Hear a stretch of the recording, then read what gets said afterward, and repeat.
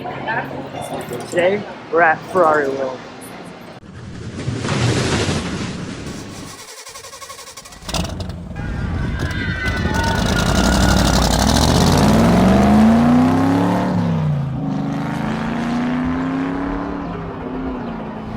Of course, within feet of walking in, you got a Ferrari.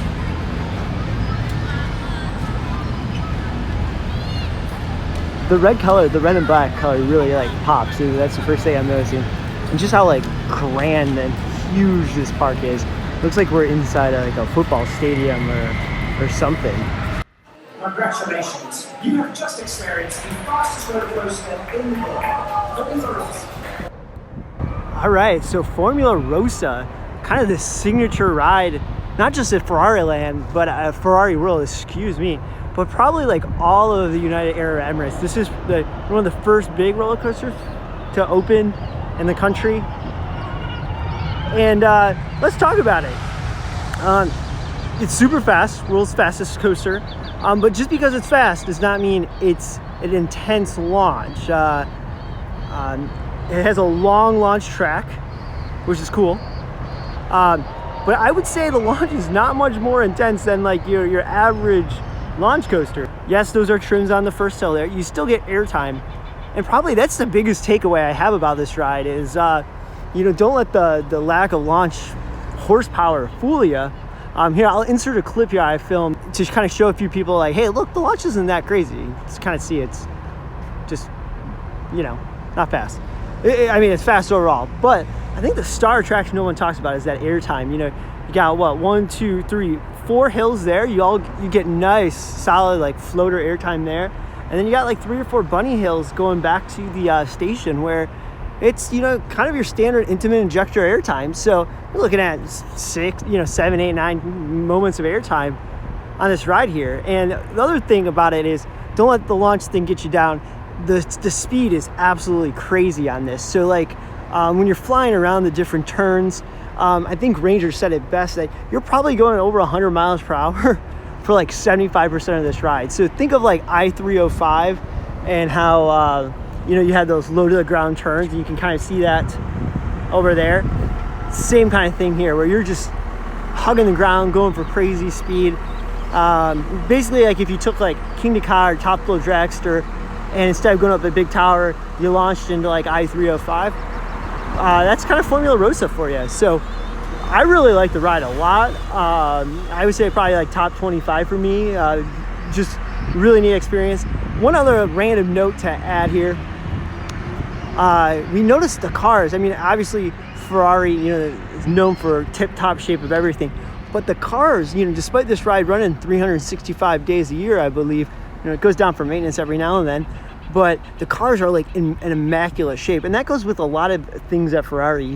Ferrari's a premium brand. So you can't have like goo on the lap bars, or, you go, a random theme park and like the lap bars starting to show sweat stains and stuff like that. These cars look like they polish them just like anyone would polish a Ferrari, which is pretty neat. This place is really, really massive. Electric go-karts over here, kind of like all the indoor go-kart places. Track's nothing too crazy, just kind of a standard course here. Just there, kind of just right around the bend here. Let's talk flying aces. Well, I like to call it Skyrush 2.0.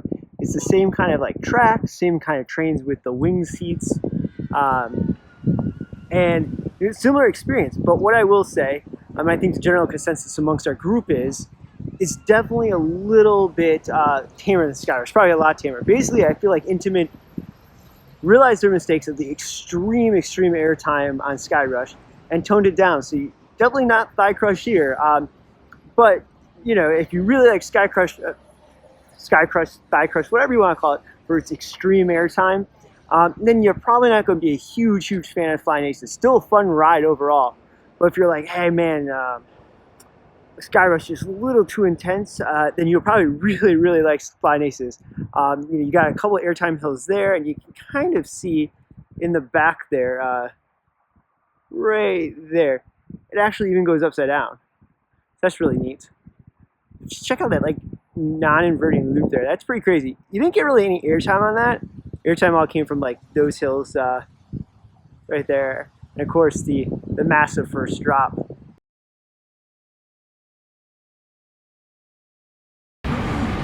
All right, just got off the maiden. What do we call it? Maranello. Maranello. This is our second take because I mispronounced it. I know like Kenny would be all over me.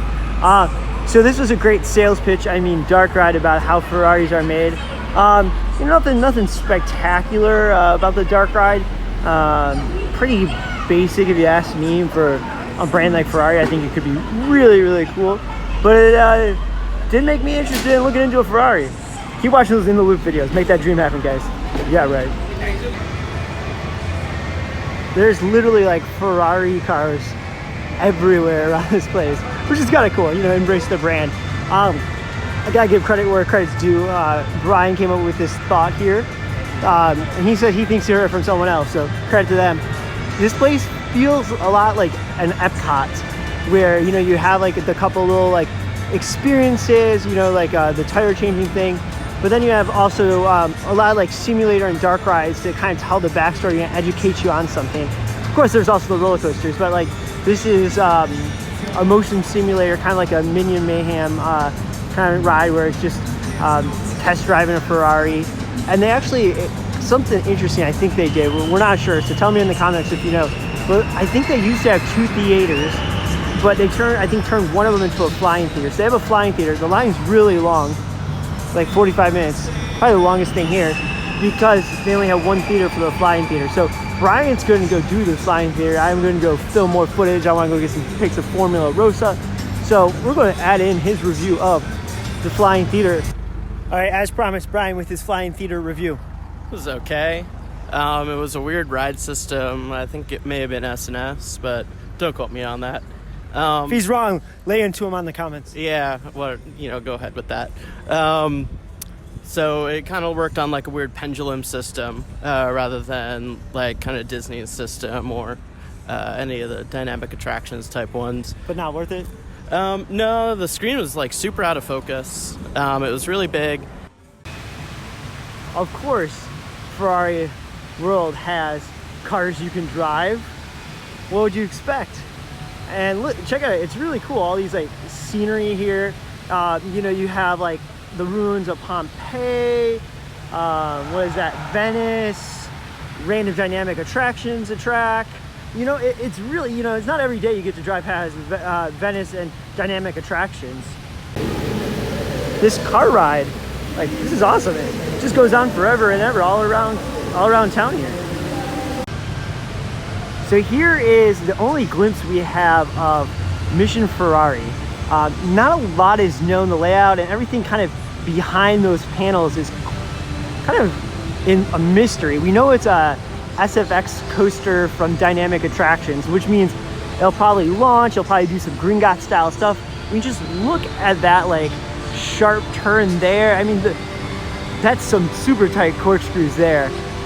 We are here in January 2019. The ride was supposed to open a couple years ago. You can kind of see on the side of the track, it's a little dusty. But you can also see, if you look carefully, there are some wheel marks, which people have been pointing out to Screamscape, meaning it's been testing. Ooh, we can actually maybe see inside a little bit. Usually this is, let's take a peek here.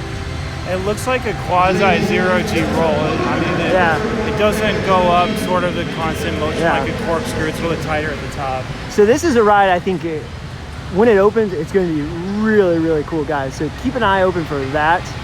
Hopefully, it's sooner rather than later. Time for the Speed of Magic Driving Deep Dream Dark Ride.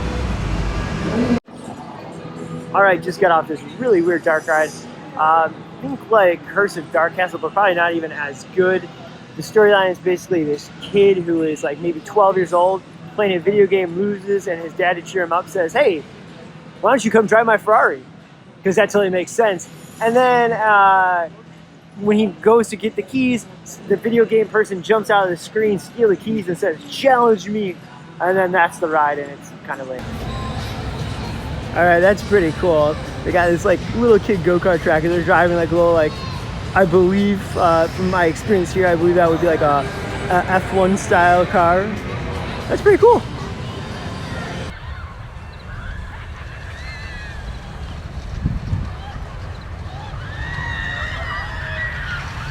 All right, so West Coast Racers Abu Dhabi edition. It's actually really, really fun.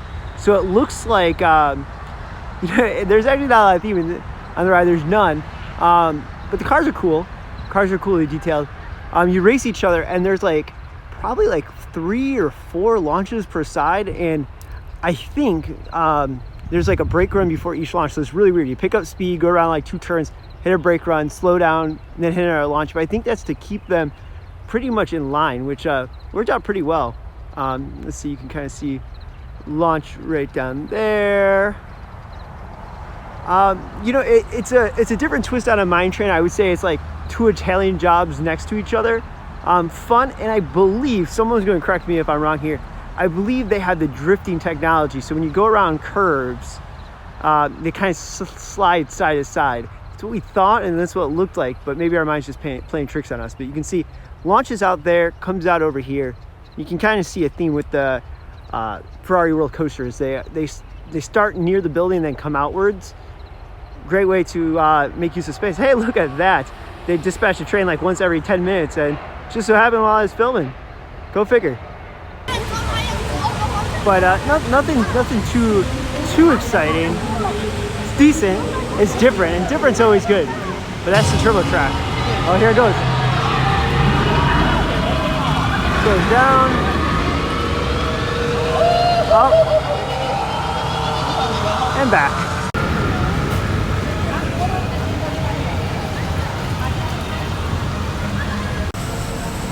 You have like a teacup ride themed to tires, because of course. The reason why I think Ferrari World does so well is because Ferrari's F1 track, Yas Marina circuit, Ferrari World.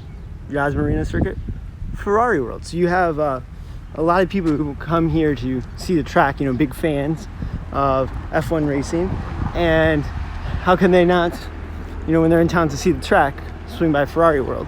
It's a very like well thought out concept. And then this area right here, it's somewhat new as well. They added a gigantic, like I think like 30 or 40,000 person outdoor concert arena facility. So like Guns N' Roses, Linkin Park, Madonna, Pink, like when they're in town, this is where they play. So it creates a giant complex. All right, just got off this great dark ride, kind of a kid themed dark ride, but you guys like it? I thought it was the best dark ride here. It was kind of like a point and click adventure more than a shooting dark ride. So you use wrenches instead of guns. Yes, wrenches. Wrenches in these cool little cars. And I would say it's actually probably the perfect mix of screens and props. Lots of really great props. It's a trackless ride, so it does cool things there. Overall, solid ride here. Should be no surprise that the place is full of Italian food everywhere you look. Another option, if you want good Italian food while at Ferrari World, you step outside the gate and go to Buca di Beppo. So they had this great thing here where you can race someone and change in a tire. So I had someone film it, some random guy was just like, here, take my camera, can you film this? He's like, oh okay. So take a look at it.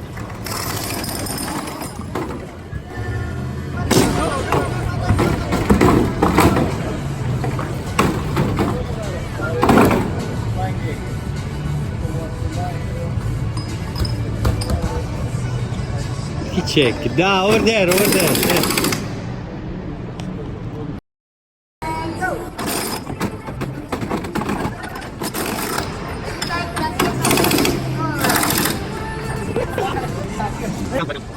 Sorry, Kenny, I let you down. Hopefully we can still be friends since I'm not good at your race car stuff. We'll go grab a Yingling. Of course, like I said, Ferraris everywhere. They have a gallery of Ferraris. Probably the closest I'll ever get to like a real Ferrari. So let's go take a look. Different styles from the different years, different colors. think I said it earlier in the video or later, depending on how I edit this. But it's doing its job. Not that I'll ever be able to afford a Ferrari, but I had really no desire to ever even think about one before. And now I'm like, you know what? It's they're pretty cool cars. I'm all over the showroom here. This looks like some kind of racing one. I'm sure Kenny and you racing people will get mad that I don't know what kind of car it is, but at least I'll admit it looks pretty sweet.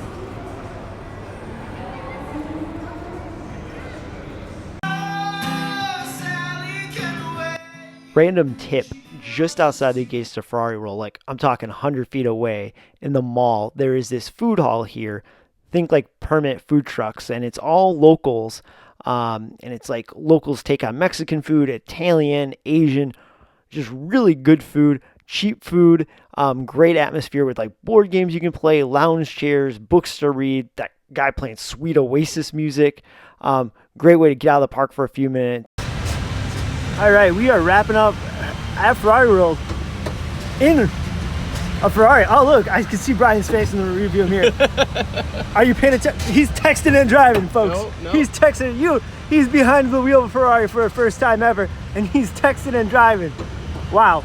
All right, so what better way to wrap up? Hey, what do we see here? Nothing to see. Nothing to see. So what better way to wrap up our time here at Ferrari World than behind the wheel of Ferrari? Overall, kind of mixed reviews on this place, and that's not a bad thing. Don't think, you didn't like it. It is a really great park. I mean, it is. I mean, just look at this this little car ride here. It's a lot of fun. Formula Rossa is a great ride. Launch maybe a little overrated, but overall a great ride. A lot of good airtime. Sky Crush, Flying Aces. Oh, look at that, perfect timing. Flying Aces is great. And there's a lot of car stuff. If you like racing or Ferraris, you would absolutely be in love, because in between every ride there's like a Ferrari photo op or some kind of racing this or tire changing experience. So there's just stuff like that all over the place. My one negative about the place, and it's probably only a negative because we went to WB across the road that's just, you know, insanely themed. It's just, again, like how big the building is. Kind of gives like it doesn't really give a good way to contain the excitement, and it's a little cold feeling inside. Let's pick up when we're on the other side of the tunnel. All right, filming is never fun in the dark.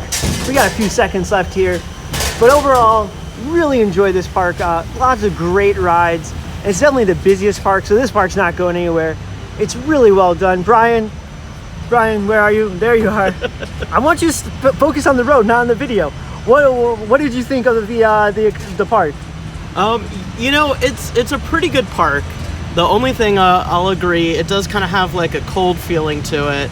Not just temperature, it is nice and refreshing, but I think there's just kind of a lack of atmosphere. Everything's like silver and red, which is the Ferrari theme, but when you compare it to WB or Motion Gate or just big buildings like that, that's not, I mean, we're nitpicking here. It's a great park overall. Would you not agree? I would agree.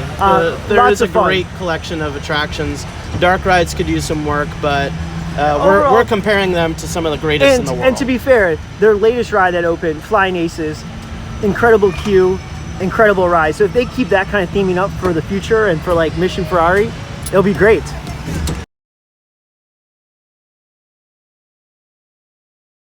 So remember earlier in the video when I lost the nut coming off my tire? Well, as I was editing the video, I noticed something suspicious. Brian doesn't have a nut by his tire either. Look, it magically slides in. And then he claims victory when he was a cheater. Someone helped him.